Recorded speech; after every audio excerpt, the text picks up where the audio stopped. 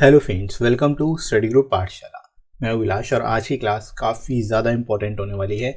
इसमें हम लोग डिस्कस करेंगे प्रीफिक्स राइटिंग को और इसमें कुछ इंपॉर्टेंट टिप्स मैं आपको बताने वाला हूँ।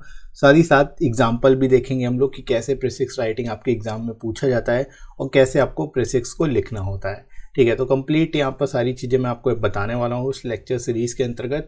और ये सेकेंड लेक्चर होगा, इसका पहला लेक्चर ऑलरेडी आ चुका है तो उसको आप देख लेना है। इसकी कंप्लीट प्लेलिस्ट को देख लीजिएगा, डिस्क्रिप्शन में आपको लिंक मिल जाएगा, वहाँ से जाके सारे जितने भी टॉपिक्स मैं आप कराने वाला हूँ आपको वो सभी इस प्लेलिस्ट में आपको मिल जाएंगे, राइट। और इस कोर्स को इनरोल जरूर कर लेना। सारे जितने भी इंपॉर्टेंट टॉपिक्स हैं आपके एसए के हों या फिर प्रीफिक्स हो या फिर आपका कॉम्प्रिहेंशन हो, तीनों ही चीज़ें हम लोग यहाँ पर कवर करने वाले हैं। ठीक है, तो आपको अलग से कुछ भी तैयार करने की जरूरत नहीं पड़ेगी, जस्ट आपको इस कोर्स को, इस पूरी की पूरी सीरीज को वॉच करना है, राइट दोस्तों। तो चलिए शुरू करते हैं आज की क्लास। Let's start. सबसे पहले दोस्तों बात कर लेते हैं प्रीफिक्स की, कि प्रीफिक्स क्या होता है और इसमें क्या क्या चीज़ें जो है इंपॉर्टेंट हैं। ठीक है, तो प्रीफिक्स देखो कुछ नहीं, प्रीफिक्स एक तरह का समराइजिंग करना होता है। किसी भी चीज़ को अगर हम समराइज कर देते हैं तो वही प्रीफिक्स होता है। ठीक है, इसमें आपको सिंपली एक पैरा दिया जाएगा, लॉन्ग सा पैरा दिया जाता है, उसको आपको 1/3 वर्ड में क्या करना होता है, 1/3 में क्या होता है उसको कंप्लीट करना होता है, 1/3 वर्ड्स में उसको जो है लिखना होता है। और जो इंपॉर्टेंट कीवर्ड्स हैं और जो मीनिंग है बेसिकली वही होनी चाहिए, इतना बेसिकली इसमें काम करना होता है। ठीक है, तो इसको हम लोग बोलते हैं प्रीफिक्स राइटिंग। ठीक है, तो इसकी कुछ इंपॉर्टेंट चीज़ें, जैसे आपको टोटल 1/3 में ही कन्वर्ट करना होता है। एक जो भी पैरा दिया होगा उसको 1/3 वर्ड लिमिट में कन्वर्ट करना होगा। फॉर एग्जाम्पल अगर 300 शब्द का आपको, अगर 300 वर्ड्स का अगर आपको दिया हुआ है पैसेज, तो आप क्या इसको प्रीफिक्स लिखोगे तो वो 100 वर्ड्स में होना चाहिए। ठीक है, तो यही आपका प्रीफिक्स राइटिंग का बेसिक रूल होता है। ठीक है, बाकी आपको अपने खुद के शब्दों में लिखने की कोशिश करनी है। आप इंपॉर्टेंट कीवर्ड्स को यूज़ कर सकते हो जो आपको पैसेज में दिए होते हैं। ठीक है, और बाकी अपने शब्दों में जो सेंटेंस फ्रेम करोगे वो अपने शब्दों में करना होता है, सेम टू सेम नहीं रखना है। ठीक है, तो ये चीज़ ध्यान रखोगे। साथ ही साथ क्लैरिटी होनी चाहिए कि आप जो भी सेंटेंस लिख रहे हो वो क्लियर होना चाहिए कि आप उसमें क्या एक्सप्रेस करना चाहते हो, आप उसमें क्या बताने वाले हो, वो चीज़ पूरी तरह से क्लियर होनी चाहिए। पढ़ने के बाद किसी भी तरह का कन्फ्यूज़न नहीं होना चाहिए, राइट। साथ ही साथ कंप्लीट होनी चाहिए, मतलब जो भी पैसेज आपने पढ़ा जिसको आप 1/3 पैसेज में कन्वर्ट कर रहे हो, जिस भी सेंटेंस को आप बेसिकली शॉर्ट कर रहे हो वो कंप्लीट पैसेज होना चाहिए। ठीक है, मतलब उसको कंप्लीटली आपको लिखना, कोई भी चीज़ मिस नहीं करनी उसमें, है ना। इसके साथ ही साथ आपको मिस्टेक्स को भी अवॉइड करना है, ग्रामेटिकल मिस्टेक्स जो होती है उसको आपको अवॉइड करना है ताकि अच्छे से आप बेटर स्कोर कर पाओ। और साथ ही साथ आपको जो प्रीफिक्स लिखना होता है उसके लिए एक सिंगल पैरा कन्वर्ट करना होता है, मतलब जो भी जितनी वर्ड लिमिट होगी उसको सिंगल पैरा में आपको लिखना होगा 1/3 शब्दों में। ठीक है, तो ये आपका बेसिक ओवरव्यू है प्रीफिक्स से रिलेटेड। इतनी चीज़ों का आपको ध्यान रखना है जो आप प्रीफिक्स राइटिंग करोगे तो, राइट दोस्तों। इसके बाद बात कर लेते हैं क्या रूल्स होते हैं प्रीफिक्स राइटिंग के। बेसिक रूल्स जो होते हैं इनको अगर आप फॉलो करते हो तो आप बेटर तरीके से प्रीफिक्स कर पाओगे और अच्छे से एग्जाम में अटेम्प्ट भी कर पाओगे, राइट। तो ये चीज़ें आपके माइंड में पहले से होनी चाहिए, राइट। तो फर्स्ट रूल क्या है, आपको क्या करना है, आपको पैसेज केयरफुली रीड करना है। पहला काम यही करना है, जब आपको पैसेज मिलेगा तो सबसे पहले आप पैसेज को रीड करें। ठीक है, रीड करने के बाद आपको डिसाइड करना है कि उसका सेंट्रल थीम क्या होगा। ठीक है, यानी पैसेज का मेन थीम क्या है या सेंट्रल थीम क्या है, किस बेसिस पर क्या चीज़ बेसिकली जो है पैसेज में बताई जा रही है या किस पर बेस्ड है पैसेज। ठीक है, ये आपको डिसाइड करना है। ठीक है, तो सबसे पहला काम आप रीड करोगे, रीड करने के बाद आपको समझ में आ जाएगा थीम क्या है। उसके बाद आपको जब लिखना है तो उसमें ब्रेविटी और क्लैरिटी होनी चाहिए, यानी वो शॉर्ट में होना चाहिए और क्लियर होना चाहिए। ठीक है, कि क्या जो भी चीज़ें आप शॉर्ट में लिख रहे हो, मतलब जो प्रीफिक्स लिख रहे हो शॉर्ट में लिख रहे हो सेंटेंसेस को, तो वो शॉर्ट और क्लियर होने चाहिए। साथ ही साथ आपके खुद के शब्दों में होने चाहिए और ओन लैंग्वेज में होने चाहिए। अपने खुद की लैंग्वेज में लिखना है, सिंपल लैंग्वेज में, जितना सिंपल से सिंपल आप लिख सकते हो उतना लिखो। जितना सिंपल लिखोगे उतना ज़्यादा मार्क्स मिलेंगे आपको, ये चीज़ आप मान के चलो। ठीक है, साथ ही साथ एक्यूरेसी का भी ध्यान रखना है, जो लैंग्वेज है उसकी एक्यूरेसी होनी चाहिए, मतलब आपको करेक्ट लिखना है, आपको मिस्टेक्स नहीं करनी। ठीक है, किसी भी तरह का सेंटेंस से रिलेटेड मिस्टेक नहीं होनी चाहिए, ना ही ग्रामेटिकल मिस्टेक होनी चाहिए। इसके अलावा सबसे इंपॉर्टेंट थिंग कि आपको डायरेक्ट स्पीच को अवॉइड करना है और हमेशा इनडायरेक्ट स्पीच में लिखना है। ठीक है, जो भी आपको पैसेज दिया है वो हमेशा आप इनडायरेक्ट स्पीच में लिखोगे, कभी भी डायरेक्ट स्पीच में नहीं लिखोगे। ठीक है, तो ये सबसे बड़ा इंपॉर्टेंट फैक्टर है जो कि आप सभी के लिए काफ़ी ज़्यादा अहम हो सकता है। ठीक है, तो ये आप बेसिक रूल्स याद रखोगे, ये मोस्ट इंपॉर्टेंट रूल्स है जो आपको पता होने चाहिए जब आप प्रीफिक्स राइटिंग करोगे तो, राइट दोस्तों, तो ये आई होप ये चीज़ें आपको समझ आ रही होंगी। इसके बाद आगे बढ़ते हैं डूज एंड डोंट्स की ओर। डूज एंड डोंट्स भी इंपॉर्टेंट है, क्योंकि ये भी आपको पता होना चाहिए कि आपको क्या करना है और क्या नहीं करना है। ठीक है, तो जब आपको पैसेज मिलेगा तो सबसे पहले आपको बेसिक आइडिया, जो आपने थीम डिसाइड किया उसके बेसिस पे जो बेसिक आपको समझ में आ रहा है उससे स्टार्ट करना है। ठीक है, इसके अलावा जब आप लिखोगे तो सारे इंपॉर्टेंट कीवर्ड्स उसमें आने चाहिए। जो भी पैसेज है, पैसेज जिस पर बेस्ड है उससे रिलेटेड जो इंपॉर्टेंट कीवर्ड्स जो है उसमें आने चाहिए। तो इंपॉर्टेंट कीवर्ड्स को आपको इंक्लूड करना है अपनी प्रेसिक्स में, राइट। इसके साथ ही साथ आपको ईजी वोकेबलरी का यूज़ करना है, यानी जो वर्ड यूज़ करोगे वो ईजी होने चाहिए, डिफ़िकल्ट वर्ड्स नहीं यूज़ करने हैं। ठीक है, तो जितना ईजी हो सके उतना सिंपल वोकेबलरी को यूज़ करें, ताकि आप अच्छे से समझा पाएँ कि आप क्या लिख रहे हो, मतलब जो पैसेज है उसको सिंपल लैंग्वेज में लिख पाएँ, राइट। इसके अलावा सबसे इम्पॉर्टेंट थिंग, आपको एज्यूम्शन नहीं करना।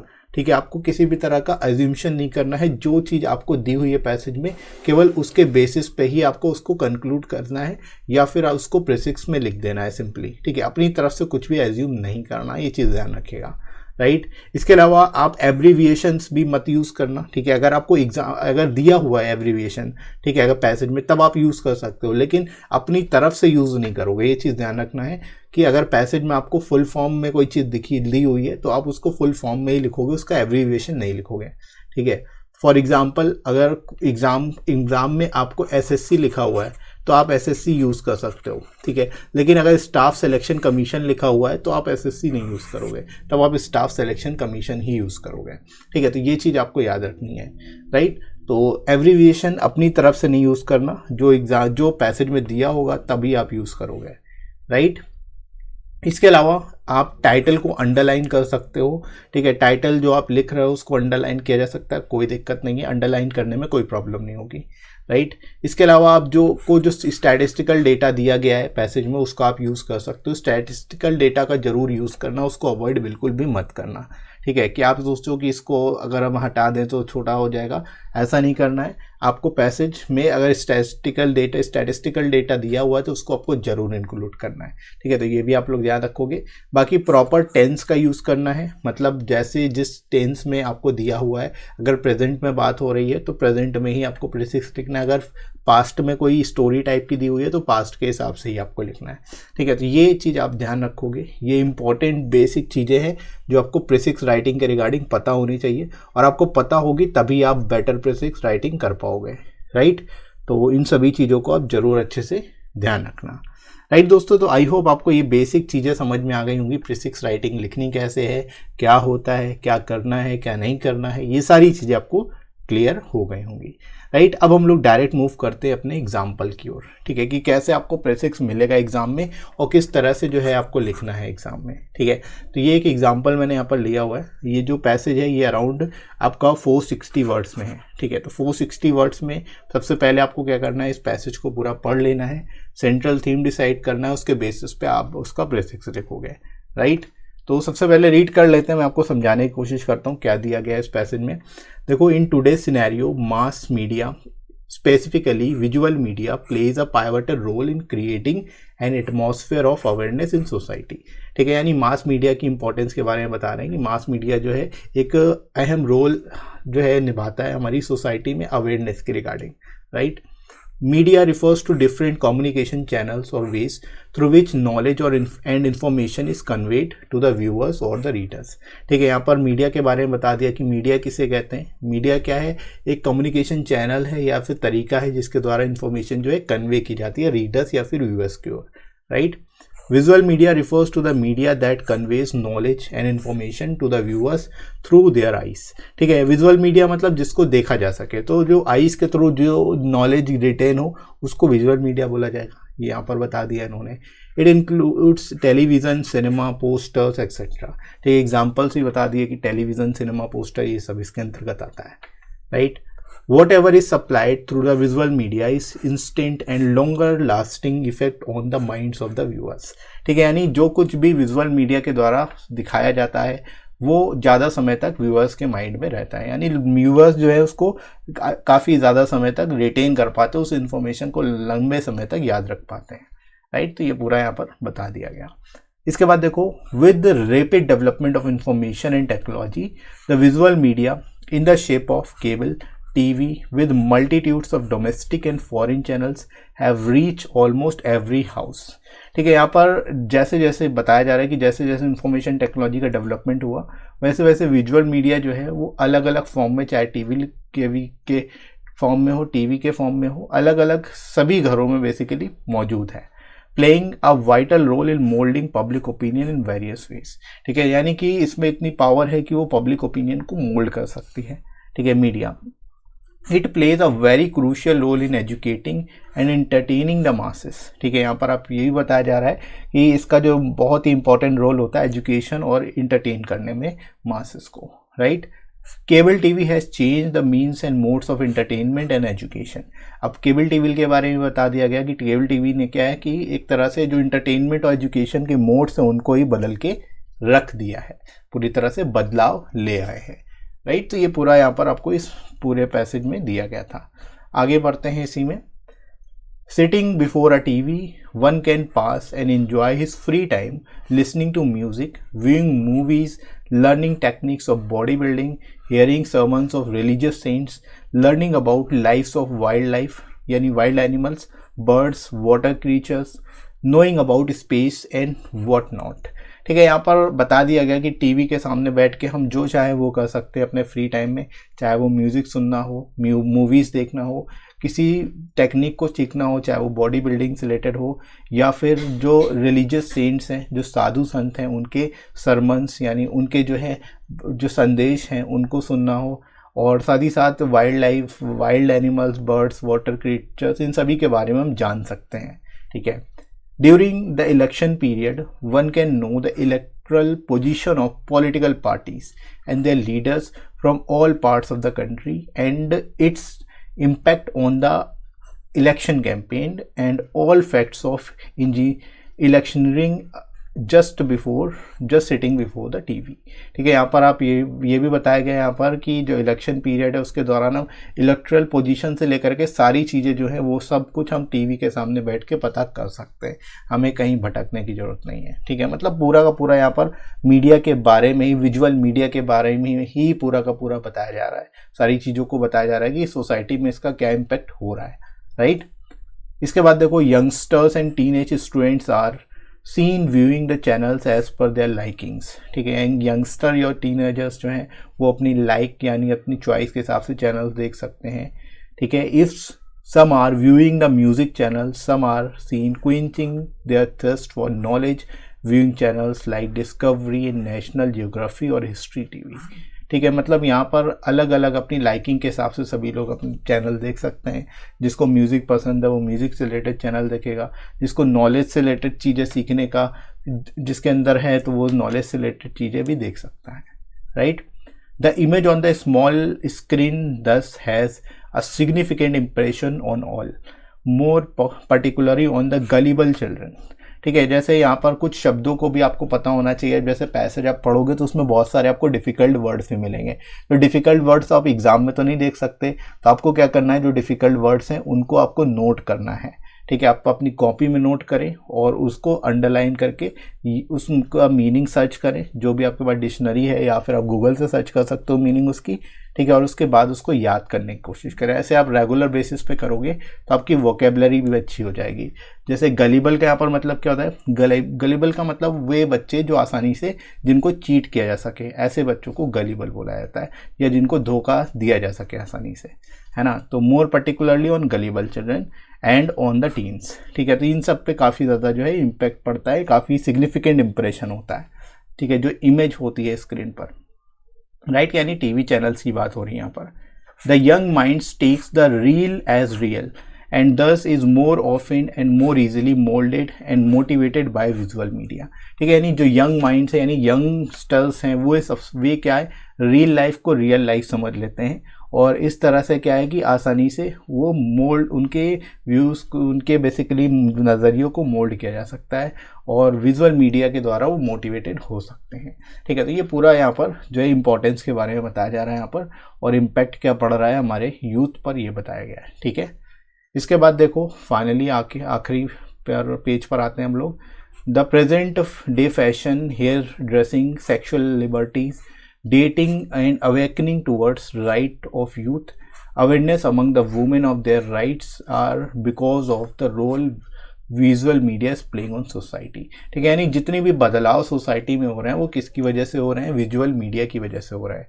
ठीक है, क्योंकि विजुअल मीडिया लोग देख देख के ही तो सारे बदलाव अपने अंदर ला रहे हैं, है ना। तो वही बताया जा रहा है यहाँ पर। इन अ hysterical effort to excel others, some channels are showing such scenes and images which are of no importance और have adverse effect on the minds of viewers.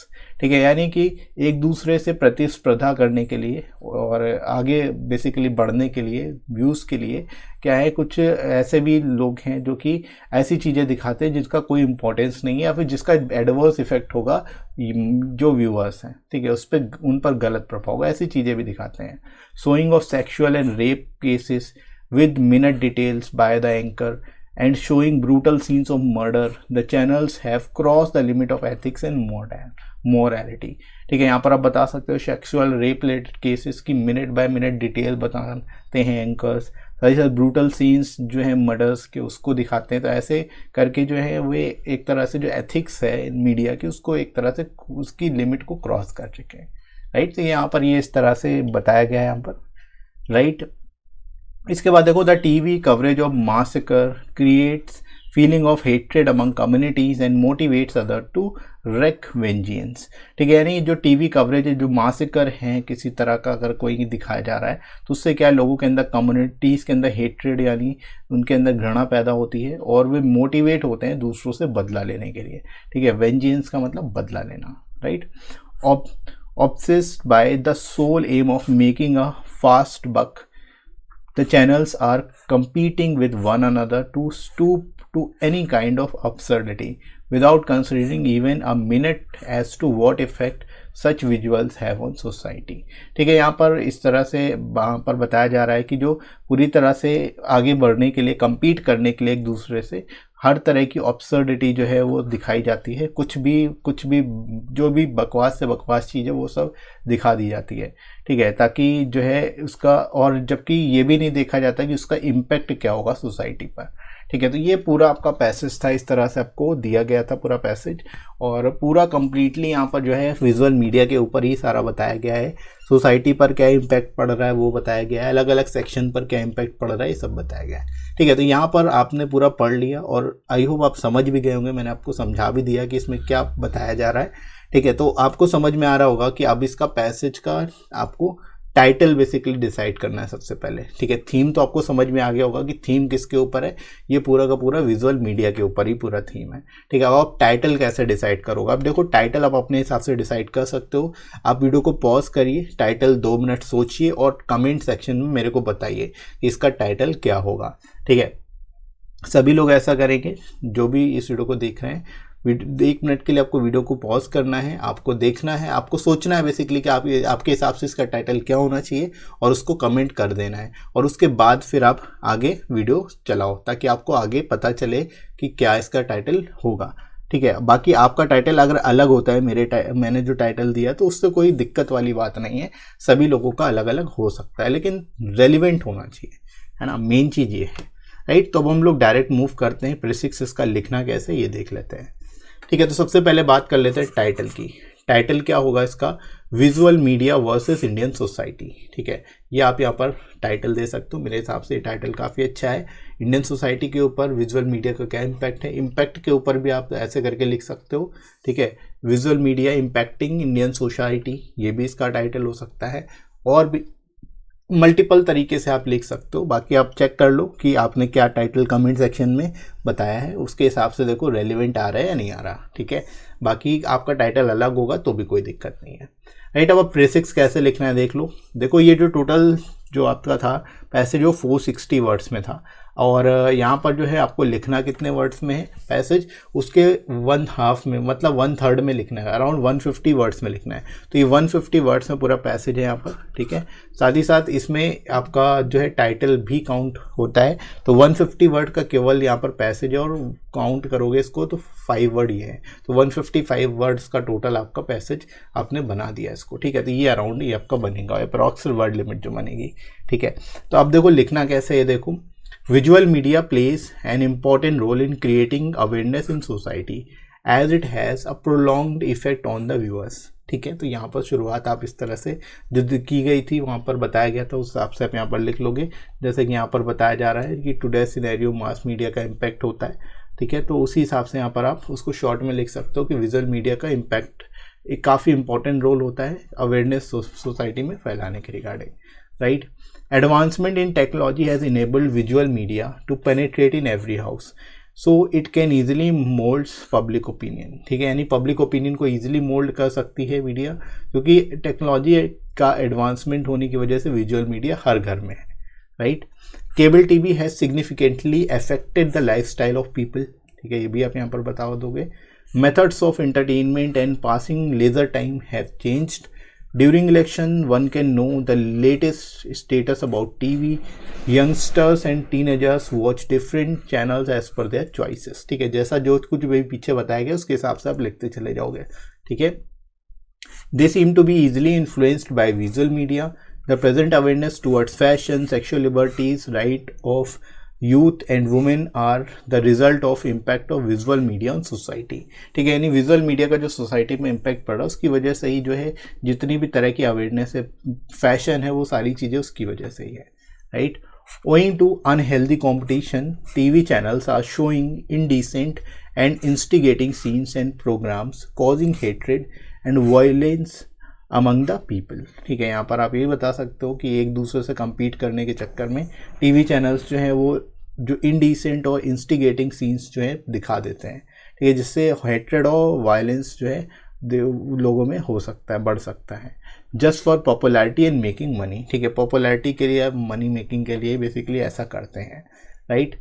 तो finally they have no regard for ethics and morality and effect of such visuals, ठीक है। मतलब उनको कोई फ़र्क नहीं पड़ता इसका क्या प्रभाव पड़ेगा लोगों पर, और एथिक्स और मॉरलिटी को भी वो रिगार्ड नहीं करते, ध्यान नहीं देते, ठीक है। तो ये पूरा आपको इस तरह से पैसेज दिया गया था, इस तरह से इसको लिख सकते हो बेस्ट पॉसिबल वे में, और आई होप आपको समझ में आ गया होगा इस तरह का अगर कोई पैसेज आपको एग्जाम में मिलता है तो आप कैसे लिखोगे और बेसिकली तरीका क्या है प्रीफिक्स राइटिंग का, राइट। तो इसी तरह से आप बाकी के टॉपिक्स भी तैयार कर लेना, इसकी पूरी प्लेलिस्ट को जरूर देख लेना। इस प्लेलिस्ट में मैं आपको कंप्लीटली सारी चीज़ें कराने वाला हूँ, कब ऐसे प्रीफिक्स और कॉम्प्रिहेंशन तीनों ही चीज़ें यहाँ पर कंटिन्यू रहेंगी। रेगुलरली वीडियोस आ रहे हैं इन वीडियोस में, इस प्लेलिस्ट में आएंगे, तो आप इस कंप्लीट प्लेलिस्ट को इनरोल कर लेना और डेली वॉच करना। इसका लिंक आपको डिस्क्रिप्शन में मिल जाएगा, राइट दोस्तों। इसके साथ ही साथ आप प्रीफिक्स राइटिंग के लिए इस बुक को ले सकते हो और ऐसे राइटिंग के लिए भी इन बुक्स को ले सकते हो, जो आपको जिनमें आपको 100+ टॉपिक मिल जाएंगे ऐसे के, और 60+ प्रीफिक्स के टॉपिक्स मिल जाएंगे, जिनको एक बार आप तैयार कर लोगे तो आप काफ़ी अच्छा स्कोर कर पाओगे एग्जाम में, और काफ़ी कुछ आपको यहाँ पर सीखने को मिलेगा इस बुक में, राइट। 100+ ऐसे के टॉपिक्स यहाँ पर कवर कराए गए जो रीसेंट पैटर्न पर बेस्ड हैं, जो आपका एग्जाम में पूछे जा सकते हैं टॉपिक, वो सभी यहाँ पर आपको मिल जाएंगे इसमें, ठीक है। और विद इन वर्ड लिमिट आपको यहाँ पर सारे टॉपिक्स मिल जाएंगे, 400 वर्ड्स में सारे एसेज कराए गए, ठीक है। और यहाँ पर जो है लोएस्ट कॉस्ट में आपको बुक्स मिल जाएंगी, एडिशनल 30% डिस्काउंट भी मिल जाएगा। तो डिस्क्रिप्शन में दोस्तों लिंक दिया गया है, वहाँ से जाके आप डिस्काउंटेड रेट्स पे इन बुक्स को ले सकते हो और अपनी तैयारी को और बेहतर तरीके से कर सकते हो, राइट फ्रेंड्स।